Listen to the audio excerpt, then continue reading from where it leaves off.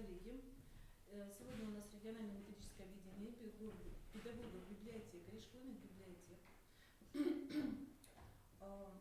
Тема у нас создание школьных информационно-библиотечных центров, да, правильно говорю? Я представлюсь, меня зовут Саврасова Наталья Леонидовна. Я работаю заместителем директора по информатизации Национальной библиотеки Республики Коми. Сегодня у нас на повестке дня 5 вопросов. Первый вопрос о концепции развития школьных библиотек в Республике Коми. И я даю слово Рочевой Елене Владимировне, чтобы она этот вопрос вам осветила. Да, добрый день, уважаемые коллеги.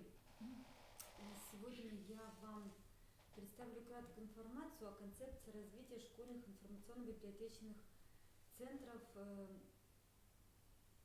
общеобразовательных организаций Республики Коми и план ее реализации с 2019 по 2021 год. Это приказ Министерства образования у нас от 31 января 2019 года. Что хочется сказать по концепции? Она представляет собой целевые ориентиры развития и модернизации деятельности школьных библиотек в соответствии с требованиями федеральных государственных стандартов. В ней определены цели, задачи, функции, основные проблемы и направления модернизации школьных библиотек. И, немного констатация фактов. Да? Согласно результатам комплексного мониторинга деятельности школьных библиотек, у нас с вами в республике сейчас действует и функционирует 329 школьных библиотек. На базе государственного образовательного учреждения дополнительного профессионального образования Коми Республиканский институт развития образования разработана и реализуется дополнительная профессиональная образовательная программа для библиотекарей, включающая различные модули. С целью активизации деятельности школьных библиотекарей также в республике создано и функционирует Республиканское методическое объединение школьных библиотекарей, что вот сегодня у нас с вами проходит. Перечисленные в концепции средства поддержки образовательных организаций позволяют школьным библиотекам обеспечить реализацию федеральных государственных стандартов и организовывать продуктивное сотрудничество между педагогическими и руководящими работниками в рамках образовательной организации. Таким образом, вывод концепции, что в Республике Коми имеются потенциальные возможности для совершенствования деятельности школьных библиотек. Так, в регионе у нас в течение 2 лет финансовая поддержка школьных библиотек происходит посредством проведения республиканского конкурса «Лучшая школьная библиотека Республики Коми». В этом году призовой фонд был большой, участников было 22, из них 9 получили награды в денежной форме. Да, много говорили по поводу этого конкурса, его проведения, его критериях. Все ваши предложения мы учитываем, и на следующий год смотрите, пожалуйста, за информацией. Конкурс тоже будет проводиться, другие форматы, другие задания, да, другие какие-то критерии будут, и планируется его провести также в начале учебного года. Что еще хочу сказать? На сайте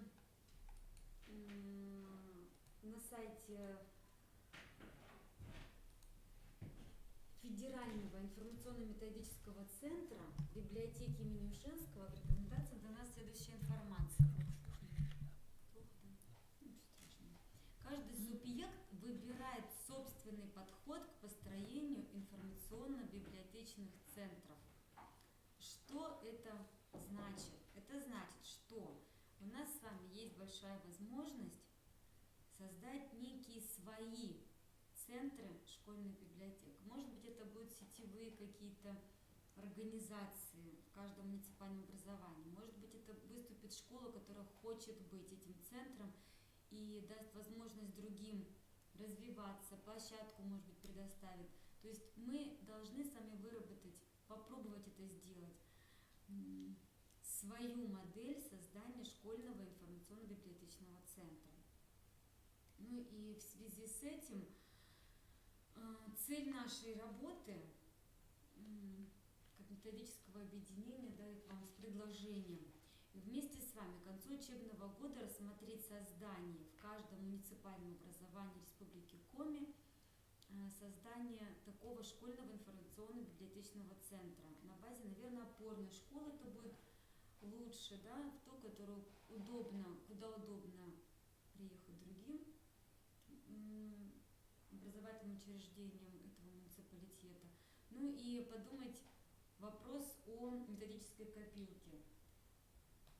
Подумать, где ее создать, как к ней, какой доступ к ней будет, кто будет отслеживать материалы, либо как-то вставлять. То есть вопрос на метод объединения хочется этот поднять. Говорили, и многие говорят о том, что этот вопрос очень актуален сейчас, и он нужен, и он важен. Практика – это один из больших моментов, которым хочется поделиться со всеми. У кого-то хорошо получается, кто-то только начинает. Очень много молодых педагогов-библиотекарей и школьных библиотекарей. Они хотят непосредственно опыт работы других, опытных уже. У нас есть уже школьный информационный центр? Есть. В Сыктывкаре, да? Есть. В этом году 26-я школа выиграла замечательный приз на развитие уже школьного информационно-библиотечного центра. И плавно, если перейти к другому вопросу... Мы тут незаметно для всех переходим ко второму вопросу, организационные вопросы создания школьных информационно-библиотечных центров в регионе. Да, у нас есть уже те, кто работает в этом направлении, уже есть эти центры, да, есть в городе. В этом году Воркута выиграла тоже в этом конкурсе на развитие именно школьного информационно-библиотечного центра. И у нас в этом году еще Жешарт собрал пакет документов, разработал свое положение. Они все сделали сами, нормативно-правовые документы, и выиграли деньги для того, чтобы развиваться дальше. Жешарт у нас, наверное, представит, как будет одна из площадок, модельных, может быть, площадок для сельских местностей, где покажут они опыт своей работы по созданию именно. А потом рассмотрим уже все возможные варианты, как дальше развиваться, помогать будем, смотреть, как это, что это, каким образом это сделать в других, распространить на другие регионы. Смотрите, как удачно получается. В Сыктывкаре у нас крупная, городская школа, да. Воркута – это городская школа на удаленный северный район, и Жешарт – это сельская школа. Вот у нас получается как бы 3 модельных информационных центра сейчас создаются. Может быть, имеет смысл в следующем году как-то дать им слово, чтобы они поделились каким-то своим опытом, потому что наверняка они столкнутся как первопроходцы, всегда первые сталкиваются с какими-то сложностями и проблемами. И вот было бы неплохо, если бы они сказали о том, что у них получается, что у них не получается, и, может быть, уже какие-то советы другим, да? Да, очень хорошее предложение. Спасибо большое. Очень, приятно, что такие школы уже есть у нас в регионе. И вот если говорить о создании школьных информационно-библиотечных центров, то вот как раз следующий вопрос, участие в библиохакатоне, это как раз это мероприятие позволит нам, как школьным библиотекарям, педагогам-библиотекарям определиться, что такое ШБЦ, кто туда должен, кто там чем занимается, на базе чего, какой организации, будет ли это сетевое взаимодействие, кто там будет что делать. На библиохакатоне 23 декабря с 10 часов до 16 часов дня будет работать несколько площадок. Сначала мы разобьемся по мини-группам, обсудим некие проблемы, вопросы, собираемся все вместе и выводим некую модель, все вместе, дружно, сообща. Работа будет кипеть, обещаем, что скучно не будет никому, потому что будет, в принципе, некогда скучать. Выведем некую свою модель ШИБЦа. Вот как раз, наверное, наши гости, те, кто уже создали эти центры у себя на базе школ, мы их приглашаем вначале для информации, для доклада. Вот, они нам поделятся своим опытом, мы примерно поймем картину, потом разработаем свое Вот. И во второй половине нашей встречи чистая практика к нам приходит, показывать мастер-классы из Министерства культуры. Библиотекари Да, публичных библиотек. Публичные библиотеки, да. Зачем мы их приглашаем? Один ответ – опыт.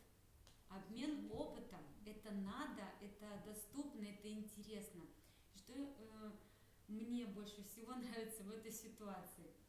По сути, опытом работы им есть чем поделиться. И то, что делают они, мы полностью можем применять у себя в школьных библиотеках. Мы можем собраться чаще. Вот, да, культуру мы приглашать часто не можем. Вы не сможете выехать к ним сюда для того, чтобы обмен произошел. Поэтому на библиохакатоне вы их увидите воочию, познакомитесь, сможете задать вопросы. Может быть, даже кто-то наладит, да, какие-то отношения. Вот. Они никогда не отказывают нам, библиотеки культуры, в своих консультациях, что очень радостно и очень мы приветствуем этот момент, когда сейчас стали готовиться к мероприятию, откликнулись все библиотеки без исключения. Поэтому ждем очень всех 23 декабря с 10 до 16 у нас на площадке. Регистрация в Google форме, письма всем разосланы. Регистрируется только тот, кто приедет очно. Ну и на методическое объединение к вам, ко всем хочу обратиться со следующим вопросом. Если кто-то захочет публично поделиться своим опытом работы, представить маленький, ну давайте 5-7 минут проект, какую-то форму работы, новую, интересную, которая идет у вас в школе, поделиться вы можете с другими, пожалуйста, я только буду рада, если вы позвоните, скажете, я такая-то, готова вам представить. Мы с вами обсудим все моменты и готовы будем услышать вас, как опытного, да, библиотекаря, который может поделиться опытом. Ну вот как-то да, с такими предложениями, конечно, очень много, наверное, информации для вас поступит сегодня. Страшного ничего нет, самое главное начать. Да, начать работать, начать двигаться, что-то делать. Потом будет результат, да? Да, нужно начать с чего-то, можно даже небольшой какой-то старт взять и не замахиваться на объять необъятное, да. Как показывает вот наш опыт, вообще Национальная библиотека ведет очень много разных проектов в разных направлениях. Вот могу сказать, что главное начать, и постепенно вырисовывается какая-то структура, картина, то есть мы берем направление, некий вектор, мы определяем какие-то первоначальные, ну как сказать, рэперные точки это называется, да, какие-то цели себе ставим, и потом уже из опыта работы можем делать выводы, что от каких-то, может быть, мероприятий, либо каких-то продуктов информационных, которые мы делаем, мы, может быть, отказываемся. Какие-то, наоборот, уже напрашиваются сами по себе, что вот нужно бы сделать вот так. И, в общем, все проекты развиваются, и, в общем-то, результат в итоге выходит, в общем-то, неплохой. Главное стартануть. Вот, мы будем брать пример.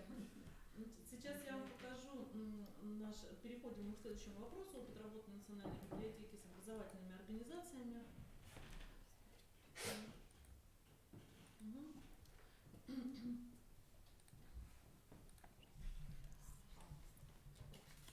Почему я вам показываю наш опыт? Потому что меня плохо слышно, да?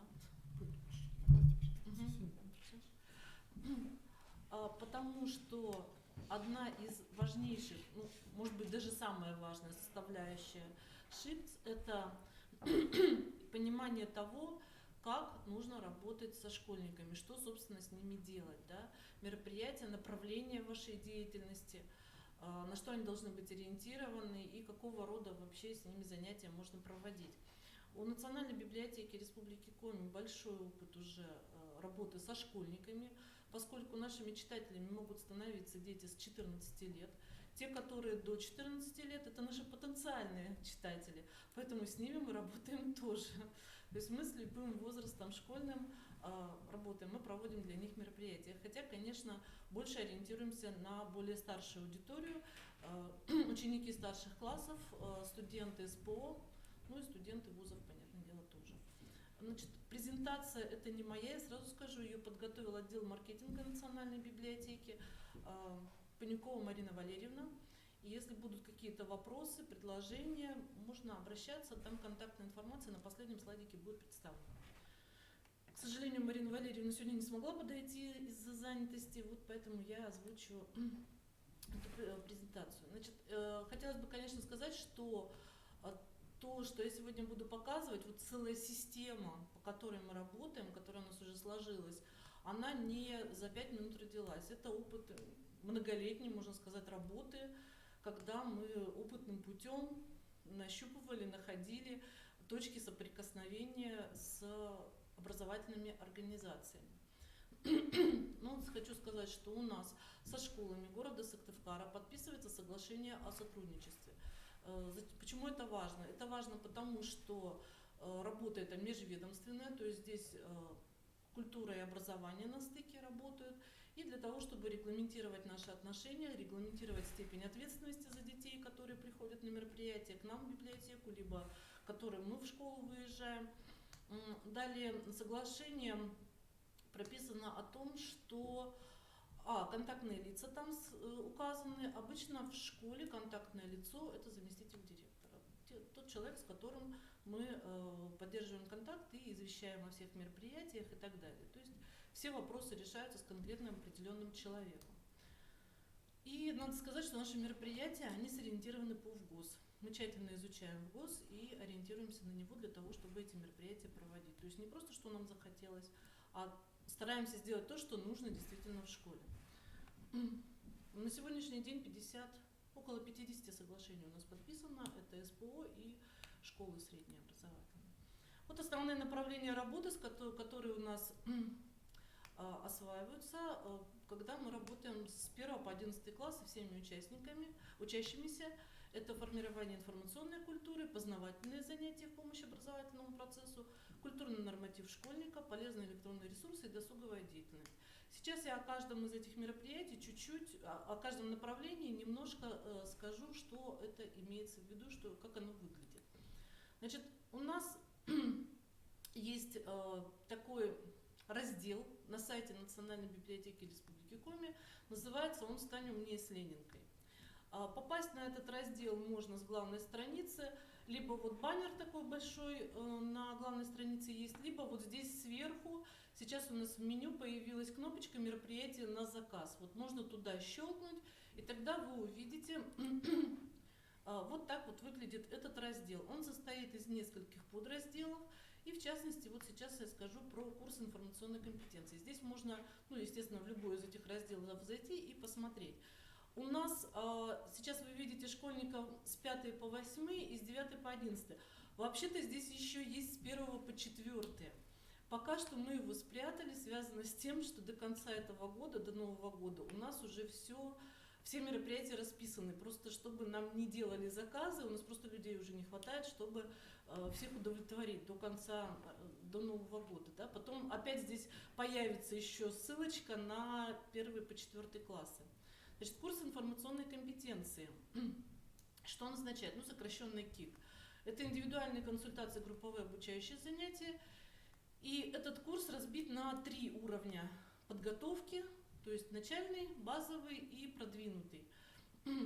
Чему там учат? Учат в основном поиску информации в электронных каталогах библиотечных, потому что сейчас все библиотеки переходят на электронные каталоги. Карточки публичные библиотеки постепенно от них избавляются. В Европе карточек вообще уже нет. У нас пока что еще остались, но тоже этот процесс очень активно идет. Поэтому умение находить литературу в электронных каталогах – это один из базовых навыков современного школьника, студента, ну и вообще образованного человека. Да?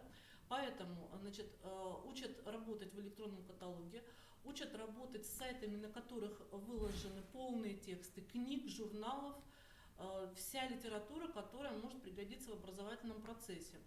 В результате у учеников формируется умение работать с информацией, находить, отбирать, интегрировать. Это все делается. Появляются навыки поиска, подбора ресурсов по темам научно-исследовательских работ и оформления списка литературы к научным работам. Вот я сейчас, когда это все говорю, вы можете сидеть и примерять на свою школу. А что вы из этого можете себе уже использовать? Ну, как бы в свою программу действий, в свои планы, да, включать шипсов. Может быть, что-то из этого вы захотите сами уже попробовать. Вот курс информационной компетенции, он рассчитан на именно обеспечение образовательного процесса. То есть то, что школьникам нужно во время учебы. У нас очень хороший опыт у отдела иностранной литературы, они, правда, со студентами работают, не со школьниками, но это тоже можно все расширить, да. Когда студенты приходят на это занятие, они приносят уже темы своих курсовых, дипломных, контрольных работ и уходят с этого занятия с готовым списком литературы. То есть по своей конкретной теме студент подбирает себе библиографический список, который он уже может вставить себе в работу и использовать для того, чтобы эту работу сделать. Следующее направление – это основы информационной культуры. Если предыдущий КИК был рассчитан именно на обучение, да, то, что нужно сделать, чтобы написать работу или выучить какой-то курс, то основа информационной культуры – это уже развитие навыков гражданина, то, что нам может понадобиться в нашей повседневной жизни. Например, государственные услуги, да, не у всех получается пользоваться госуслугами, не все знают, что там можно делать. Вот это все наши библиотекари показывают.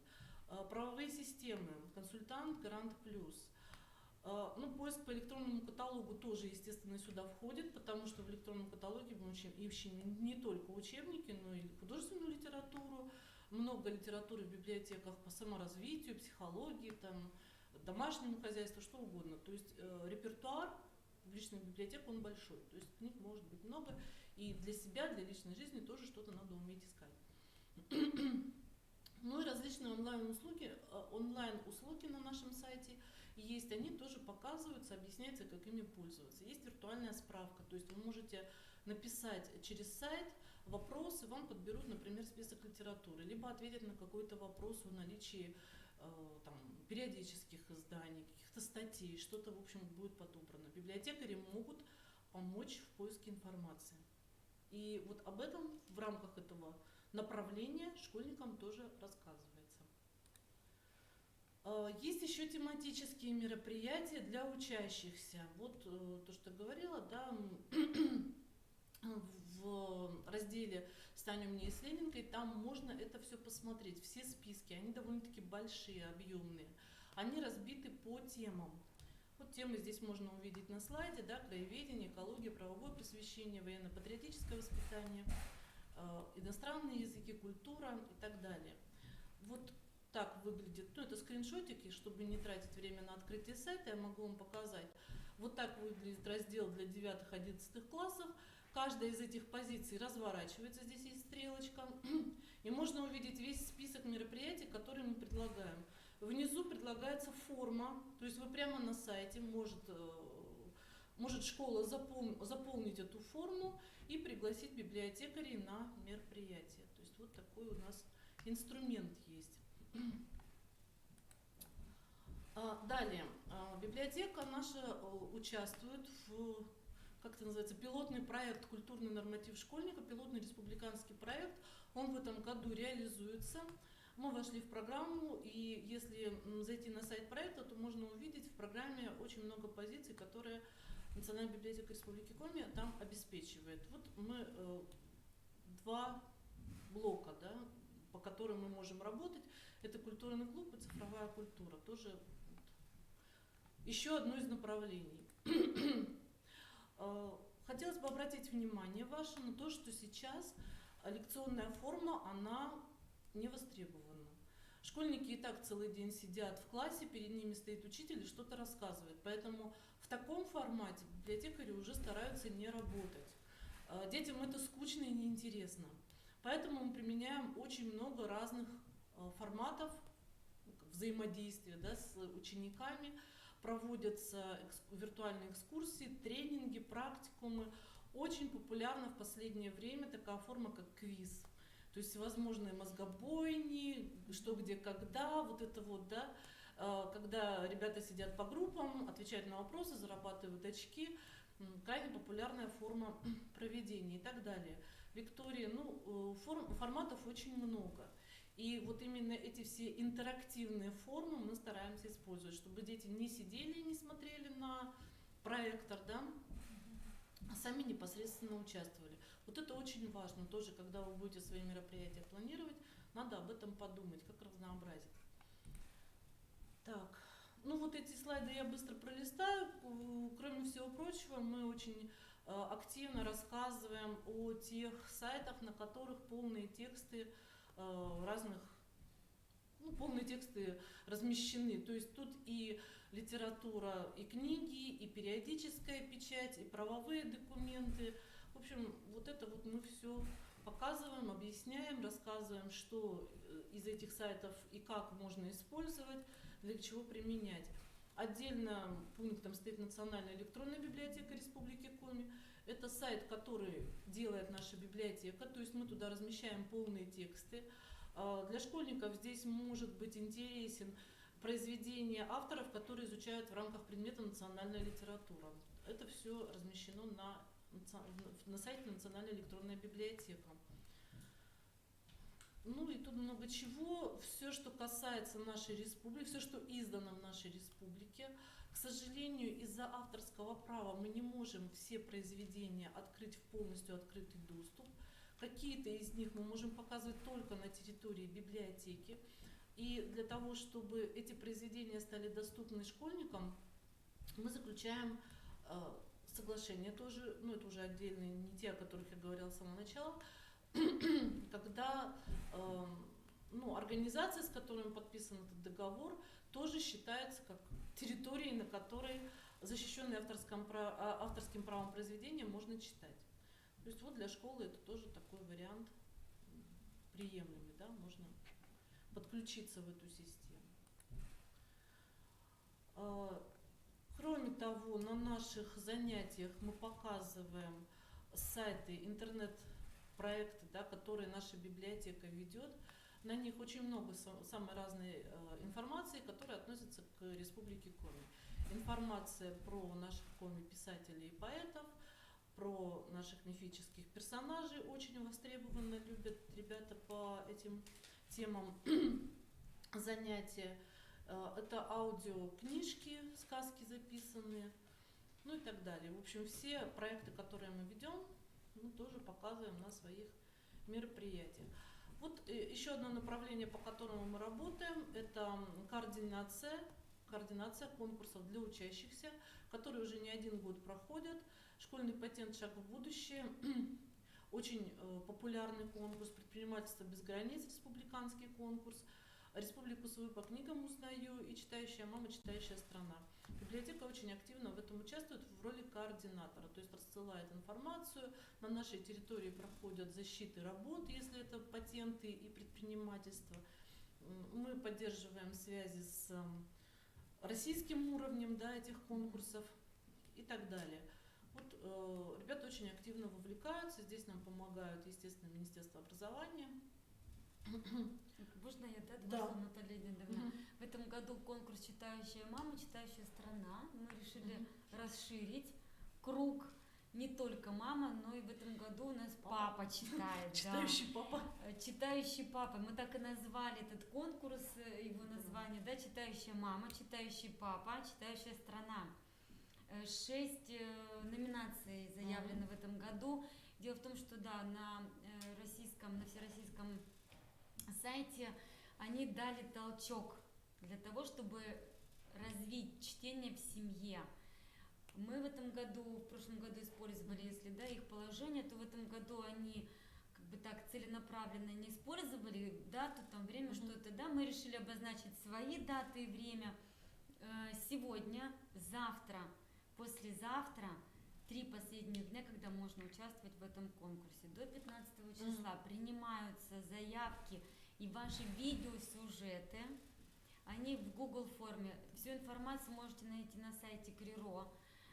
В анонсах есть эта информация. Проходите по ссылке, заполняйте Google форму, и в конце, в последнем предложении, есть ссылка для того, чтобы отправить видеосюжет. На данный момент у нас на сегодняшний день, буквально вот шла сюда, смотрела, у нас около 100 работ заявлено. В сравнении с прошлым годом там было 400 с лишним. У вас есть еще время для того, чтобы использовать его, поучаствовать в этом конкурсе.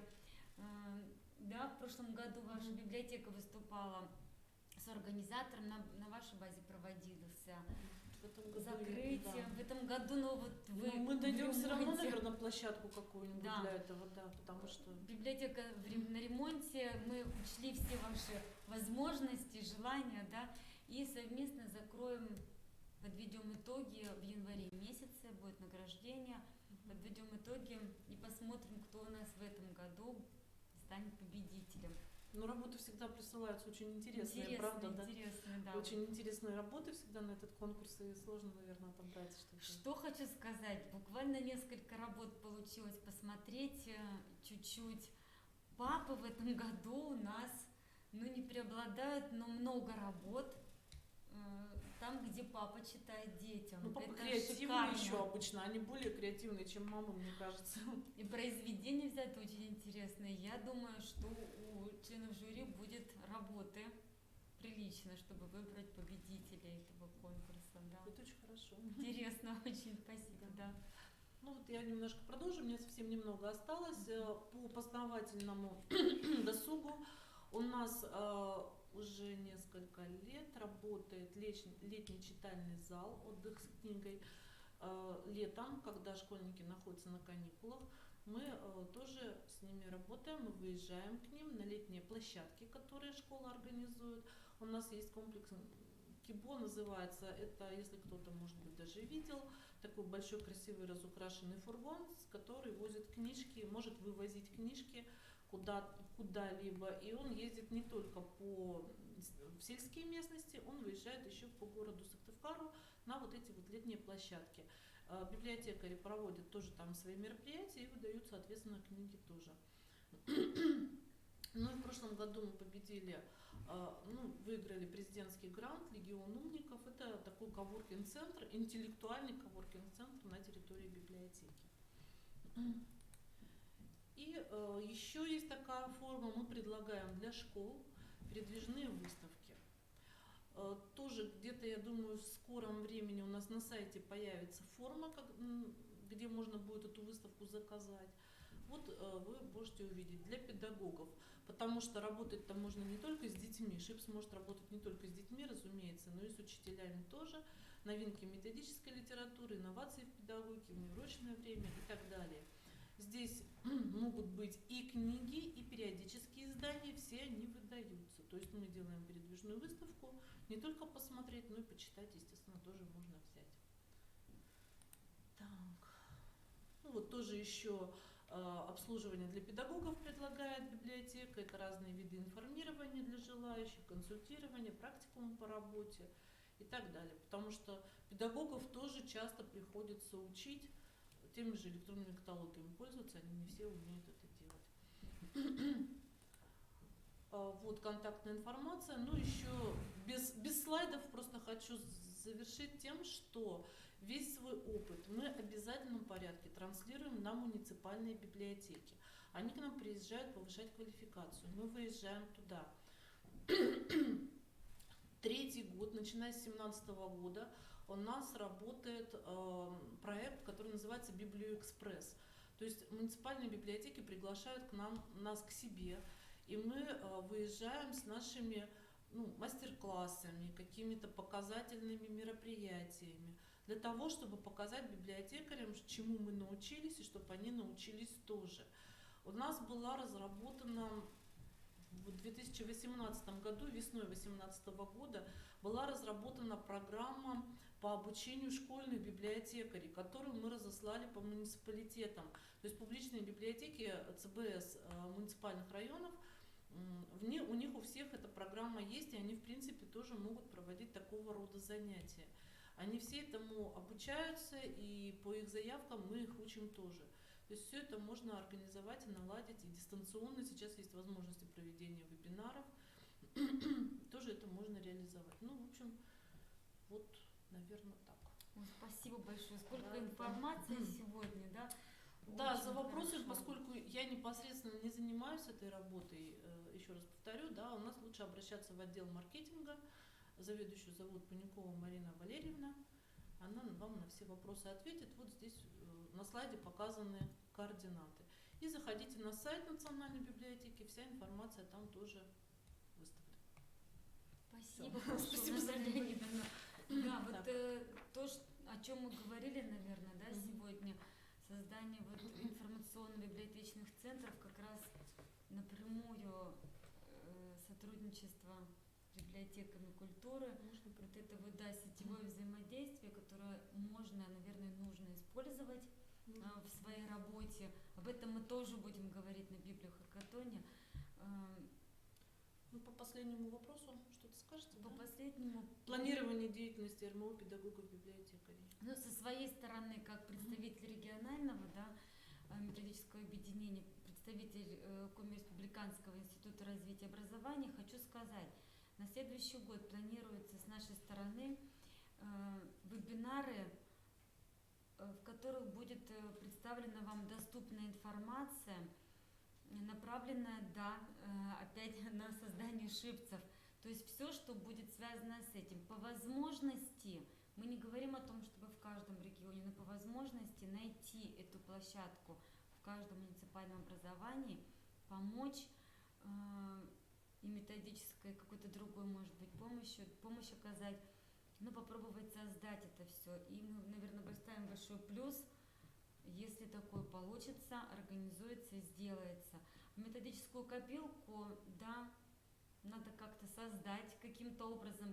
Посмотрите, предложите свои варианты, как это будет выглядеть. Мы примем все ваши предложения, с ваших метод объединений соберем, обсудим, да, и сделаем так, чтобы вам было удобно работать. Потому что эта потребность очень большая сегодня. Нам представляют библиотеки культуры много, и форм, и всего, да, пользоваться ими, сотрудничать, и кто-то, может быть, поделится своим опытом работы, он у вас несменно очень большой, его много, и мы об этом знаем, просто надо рассказывать друг другу, делиться этим опытом, да. Вот, планы это на будущий год, вот, методическая копилка, и попробовать где-то нам организовать школьные центры, именно центр библиотечный. У нас вроде как все есть к этому. Все. Да. Это наши планы на следующий год. На РМО мы будем выходить, будем обсуждать эти моменты, да. Наталья Леонидовна, спасибо большое. Обратную связь, да, наверное, надо будет. Если кто-то что-то напишет, свои пишите, вся информация. вопросы, предложения, если у кого-то будет. Да, к нам в Коми-региональный институт, я веду это направление сейчас, можно писать непосредственно мне. Когда мы делаем рассылку, у вас внизу есть эта информация, да, последний слайд, да, на последнем есть вот внизу телефон и мой электронный адрес, на который вы можете отправлять все свои пожелания, сообщения. Будем работать вместе, все получится. Да? Да. Спасибо большое за внимание. Да. До свидания. До свидания. Будем очень рады сотрудничать и дальше с вами.